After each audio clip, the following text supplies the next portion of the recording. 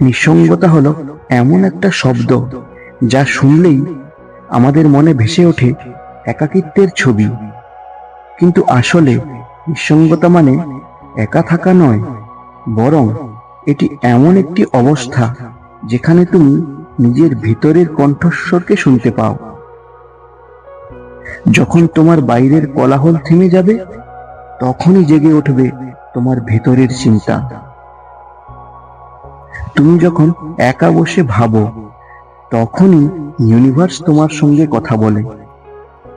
আমাদের সমাজে নিঃসঙ্গতাকে দুর্বলতা বলে মনে করা হয়, কিন্তু আসল সত্যটি হলো নিঃসঙ্গতা কোনো দুর্বলতা নয়। নিঃসঙ্গতা হলো শক্তিশালীদের আশ্রয়।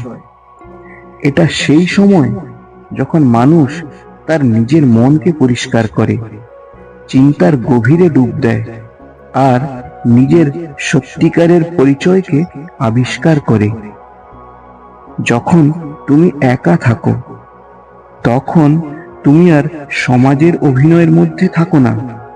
তখন তুমি যে সত্যি তুমি, সেটাকে অনুভব করো। অর্থাৎ তোমার সত্যিকারের রূপটা প্রকাশ পায়।